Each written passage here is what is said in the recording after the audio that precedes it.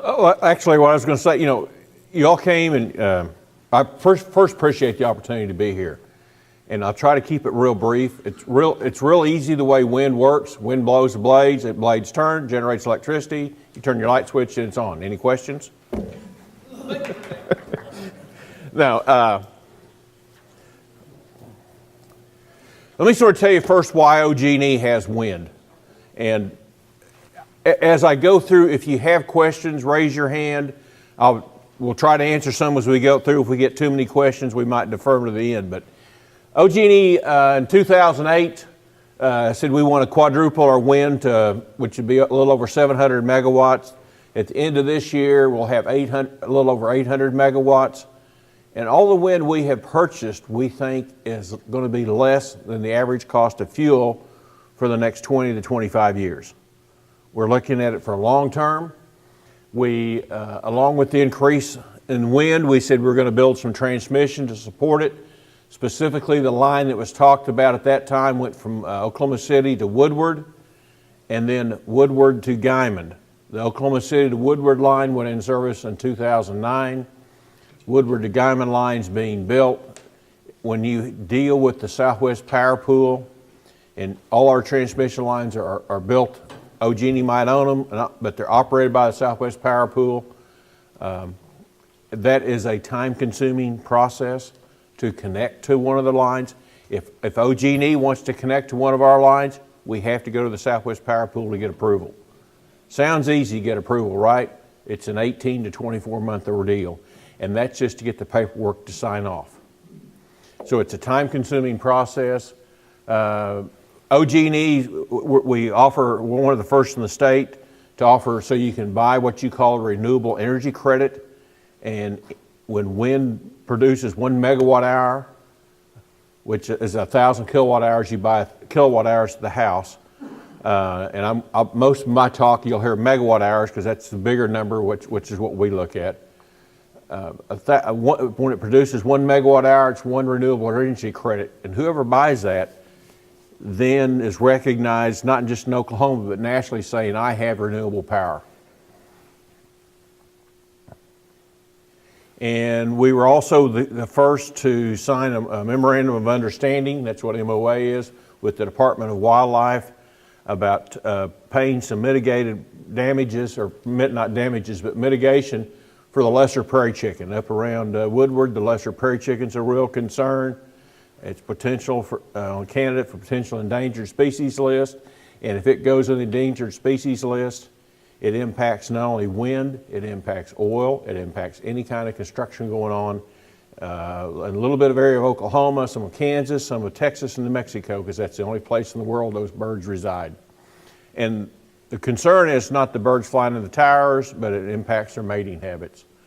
OG&E's experience with wind, we put Sooner Wind in 2003, it's 50 megawatts. The orange ones are the farms that we actually own and operate. On the Centennial Wind Farm, I was told you need to be the technical expert on wind and help us negotiate the contract. And so I got all briefed up on wind and helped negotiate that contract. Don't know how many of you all negotiated contracts. I'm sure you have. I didn't pay much attention to the business terms because I'm a technical guy. I'm an engineer. When it's finished, they said, here's the contract, go get it built. It's like, oh, I should have paid attention to the business terms. The Centennial, OU Spirit, and Crossroads, I was the technical lead on both of those. And then, so OG&E in these 3 wind farms has invested about $950 million in the assets. And that's Blackwell, the farm reasons Blackwell's in parentheses or quotes. That is also called the OSU farm. OSU's buying the power from that farm.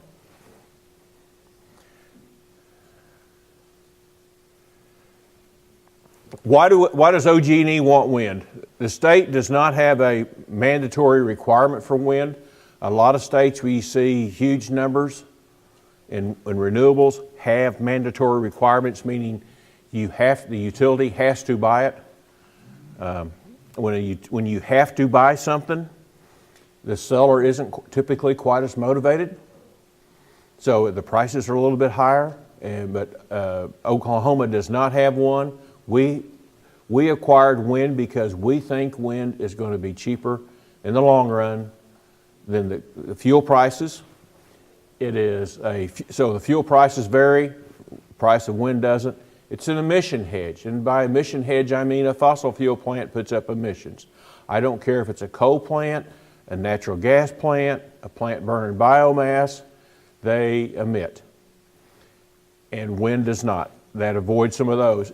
If the legislation here a year ago was real heavy about maybe taxing carbon from power plants, if you're producing energy with wind, you don't have those taxes you're paying, so it can hold prices down. Our customers want wind, and we need a diverse mix of fuels to serve our customer. We don't want all natural gas. I know that maybe sounds bad to some people, but all natural gas means as gas prices swing, all the customers' prices swing. Gas prices are low now. They've been up to $20 an MMBTU, and that means the price that you'd see at your house would go up almost probably in the area of 5 times from what you're paying now for your electric bill. And I don't know about you, but I don't like that. Transmission, we talked about the transmission builds. The orange line called Windspeed is already in service. That's the first one we built in 2009.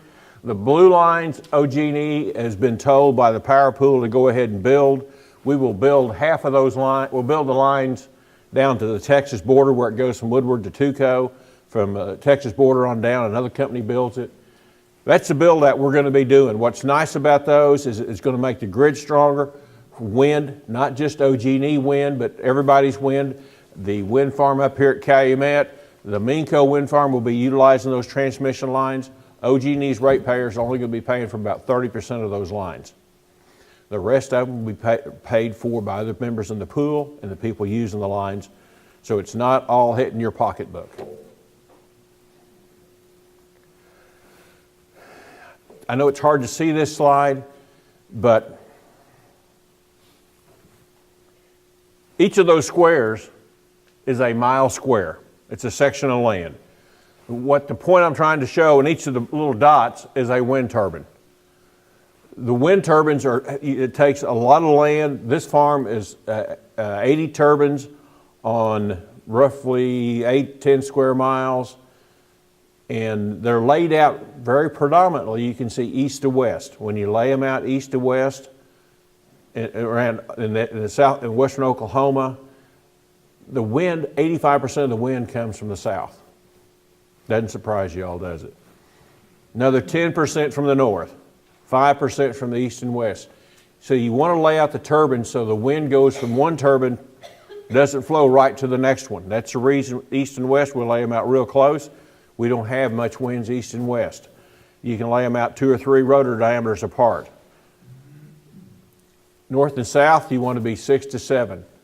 This farm, we only lease the land where you can sort of see tied up where we have turbines on. At Crossroads Wind Farm, we actually lease land 1.5 miles in front of the turbines to protect the air, because if somebody puts another turbine right in front of one of ours, it's going to be taking all the energy from the air and we won't have the production.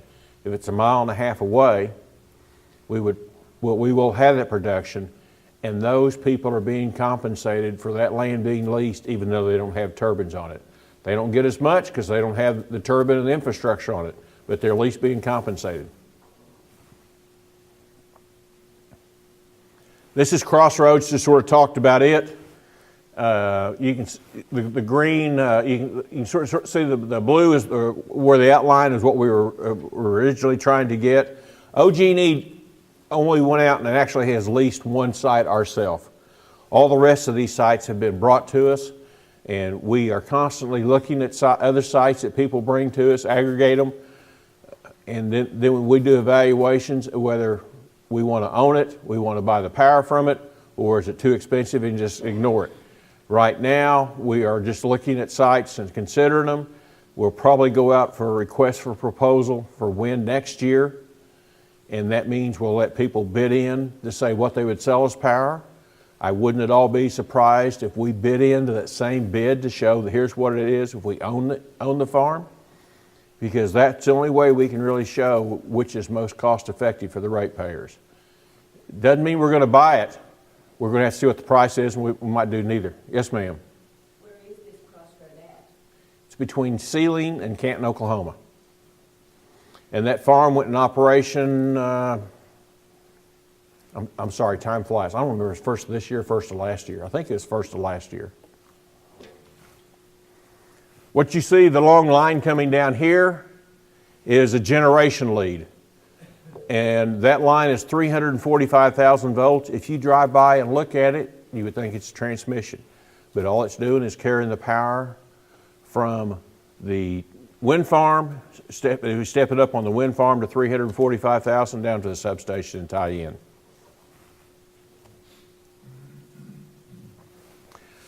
How does the wind turbine work? It's real easy. The wind blows into the turbine, into the blades. The blades rotate somewhere. Blade speed varies with turbine manufacturer, all kinds of things, somewhere between 15 to 20, 21 RPM. Not that fast. There used to be an urban legend out there that blade speeds are right at subsonic. Well, they are subsonic. They're about 200, 250 miles an hour, and subsonic, sonic speed 660. So if they're subsonic, so is my car. You know, it's not anywhere near that fast. We have not had much experience or experienced many bird strikes on them. That's not the concern around in northwestern Oklahoma. Again, it's just the prairie chickens don't like the tall towers, don't like tall things, and tall is an 8-foot cedar tree. So there's some other issues. Turns the turbine, the blades turn, and turns the shaft, which it goes into a gearbox. Since a turbine, ramping up the speed, a turbine starts producing somewhere 5 to 7 miles an hour. It will hit its nameplate rating at 20 to 25 miles an hour. It will stay at a nameplate rating up to 55 to 60 miles an hour. The way it does that is the blades feather a little bit, pitch out of the wind so they don't catch near as much wind. At 55 to 60 miles an hour, they basically turn 90 degrees out of the wind so it's not catching any. We have had one of our towers experience 150 miles an hour wind, and that obviously was a tornado went by it, and I'm sure it was a 3-second burst. The turbine did sustain some damage. The nose cone is the size of VW, so it's not anything small, was hit by a piece of debris and broke. The turbine didn't sustain any damage because of the high winds on the tower. Once you go to the gearbox, the gearbox goes to the generator generates at AC. When you're first starting, you don't get a constant speed, so the AC that comes out is not 60 cycle. You convert the AC to DC voltage and then back to AC, and AC at 60 cycle. You have to have a turbine hooked up to the grid because it has to see the 60 cycle from the grid so it can match it to what it's putting out. It won't generate without it. Do you have a question? Or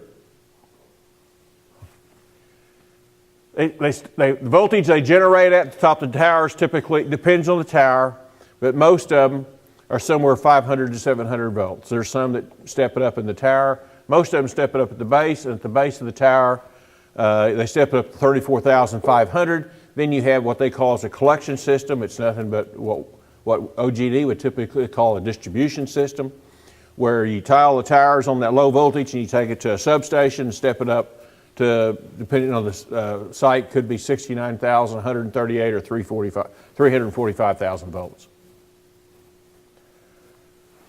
This is power curves for two different types of turbines. One of them has a 66 meter blade diameter. One has a 77 meter diameter.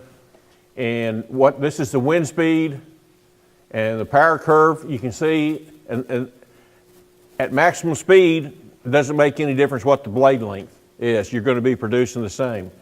But the longer blade produces more power at slower wind speeds. And that's because of the engineering equation. Shannon makes me put a formula in every one of these as an engineer. I've got to have them in there. Right. Yeah, but what we're trying to really talk about here is, it's real simple. The power that a turbine can generate. This is where the power of the turbine can generate. It's 1/2 the air density times the area times the velocity cubed. Can't change the air density, right? I can change the area. I can get bigger blades. And bigger blades means, you'll see here, we got, I think, a slide next that talks about that. Velocity, how do I change? If I'm already at a site, if I'm already at Calumet, how am I going to get higher wind speeds at that one site? The higher you go, the stronger the wind speeds.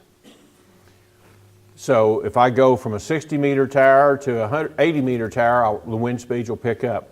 The higher wind speeds you see are a cube function of the power produced. Most of the towers, I'm going to look at Kyle to tell me if I'm here's something different. In Oklahoma, are around 80 meters. There are putting up 100-meter towers some places. What I have heard is the difference in wind speeds between 80 and 100 for most of the sites in Oklahoma, it's not cost effective to look at them. Have you heard any different? Or? Yeah, that's right. They're trying one where they're installing a concrete base to elevate it up to 100 meters, and the cost of it's just too great. Yeah, we have actually looked at, there are concrete sections they pour on site, and then they put those together to make it round, and then they keep stacking them on it. But it's a brand new technology. It was actually they came to us and wanted to do R&D, and we really couldn't reach terms. And one of the big ones is they said, "Oh, we're only going to warrant it for 2 years." No, regular towers for 20 years. I'm not. If this is you want to stand behind it, give me a 20-year one. But we wouldn't expose ourselves to that. And if it's exposing the company, it's exposing the ratepayer. So that's what we don't want to do. But that's the formula. The height. This is one of our first turbines. It's on 80-meter towers and 77-meter blades. 390 feet. You can see it's longer than a football field at both ends. Taller than the Statue of Liberty. Then the cell at the top is the mounting height, 262 feet. We own 3 wind farms and buying power from 3 more. One of them is lower, but the rest of them are all 80. The blade diameters, you can see that's the swept area, how it increases. Oh, I'm sorry, that's not the swept, that's the height of the tip. No, it's got to be the swept area. Yeah, here we go. Here's the swept area. This last week, I'm a little confused because they had me talk at our engineering conference. And they said, we have a conference, it's a 2-day conference, the same thing each day, would you mind talking? No problem. Sounds like you give the same talk twice, right? Oh, they didn't tell me this until Tuesday. We have 3 breakout sessions each day. And we want you to talk each breakout session. So I don't know how many of you have tried to give the same talk 6 times in a row, but I sort of forgot what I was saying. Did I have already said this here, or was it another one? This is the swept area, and the swept area is in the area in that power curve. You can see 77-meter blades, and you move to 93. That 93 doesn't sound much difference, but it's almost 50% difference in the swept area, which means I'm getting 50% more power at that same site, taking it out of the wind. This is our first farm, this is our second farm, this is a third farm, and it's 72% swept area. We are now looking at 113-meter blades, and the blades have additional modifications to them, little things called dino tails, which look like a little dinosaur, little triangles on the back edge of the blade to help increase the efficiency of the blade. They have little strips across the humps in the blades, and the blade is nothing but an airplane wing. So if you think about putting these little strips on top of the wing, what you're doing is you're disturbing the flow of air across the top of that so you get more lift so the blade turns better. And you've seen airplanes, the little winglets on the wing tips going up. They put some of those on the tips of the blades to reduce the vortices at the end, trying to improve the efficiency. At our Centennial site, our Crossroads site, we have 3 direct drive turbines. Might not mean anything to you. They're the first Siemens installed in the United States. Means no gearbox. They're 3 megawatts versus 2.3. So you see you got roughly 30% more there power. They are producing the same amount of power with the same blade length. Actually, they're producing, the same blade length as the other one. So that tells me I'm getting 40, really, it's the same capacity factor, not in power. Capacity factor is how much they produce over a year. So that means I'm getting almost 30% more power out of that turbine with the same wind than I got from the other turbines, and it's because of the blades and the elimination of the gearbox. Gearbox doesn't maybe sound like much to you all. Point of Somebody say something? Excuse me? Yes, you have to turn it, and it costs you about $60,000 to $80,000 to bring a crane out to remove it. That's just to set the crane up, not to use it. The gearbox is another couple $100,000. It's $500,000 to replace a gearbox. And gearboxes are notorious for having some problems. Gearboxes have a lot of oil with them, and then they have oil coolers. That tells me the gearbox is making heat, and I'm having to take it away with oil, and that heat is wasted energy. If I can convert it to electricity instead of heat, we're making a lot more efficient, and that's where we're going. Current technology, we talked about it. Crossroads is 2.3 megawatt machines, and that's a nameplate. When you see wind farms, they talk about nameplate rating on them. Cut-in speed means when it starts producing there is 9 miles an hour, produces nameplate rating at 26 or whatever it is. Cut out 55, tower height, and diameter. And that's one of the Siemens machines. This is the direct drive machine. It looks totally different since it is no gearbox. Actually, the pieces that go around the blades are called the hub. You have magnets on the hub and magnets on the nacelle. So that is the shaft. You can literally walk through the shaft on these generators. You think of a shaft on a regular generator, it's a solid piece of steel. There's no way even thinking about it. This is an artist's example of the inside. They are very secretive about what is inside and how it works because these are the first being installed. We installed 3, and someplace in Minnesota installed 15. And so that is the new coming edge of technology. But we're almost the R&D site for these, but the contract also the contract we negotiated with Siemens recognizes that, and there's all kinds of protective clauses built in there for OG&E and the customers. Do you put about the same number per quarter of land, or if you're putting this type of? Right, okay. The question was, let me sort of change that question. How do we figure out how many turbines to put per quarter? And that depends upon the blade length, because I didn't say the distance between turbines. I referenced to rotor diameter. So the longer blades means you got to have more distance between them. So with the 3 megawatt machines, we would probably actually separate it out a little bit more because of the cost. It's taking more energy from them too, the air.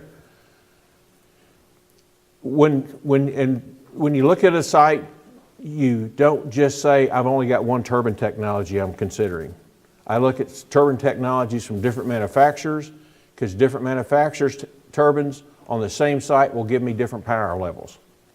So I look at that, figure cost to see which is the most economical to produce the power.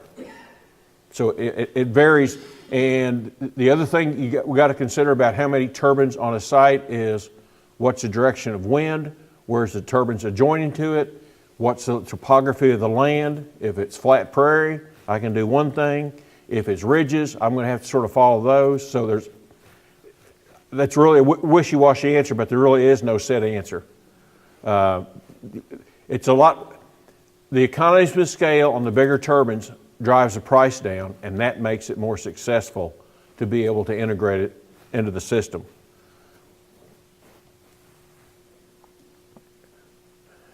Wind is energy, not capacity. And that's, unless you work in an electric utility, you have a hard time understanding that, I think. And in fact, I was in a meeting just yesterday with one of our accountants, and we were talking about efficiency. You know, if you improve the efficiency in a production line, you increase the capacity, right? For the plant, because you can get more through. And he said, so if you improve efficiency on one of our power plants, you can get more out. I go, no. The efficiency, let me reference that to like a pickup. If I got a pickup, I'm going to go to here to Tulsa, and I'm getting 10 miles a gallon. I change the air filter out and I get 11. I've increased the efficiency, correct? Can I carry any more in that pickup than I could carry before? It's still limited. So capacity is the ability of how much it can produce across our peak. That's not nameplate, it's across our peak. Because our biggest concern with capacity is serving that air conditioning load in August. I think you all probably agree.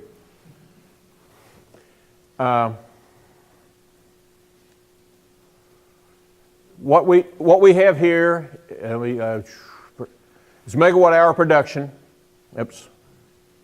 Megawatt hour production, and this is a typical April morning. And here's what the thermal units are producing, and wind is producing about 11% early in the morning, 7% in the afternoons, and 9%.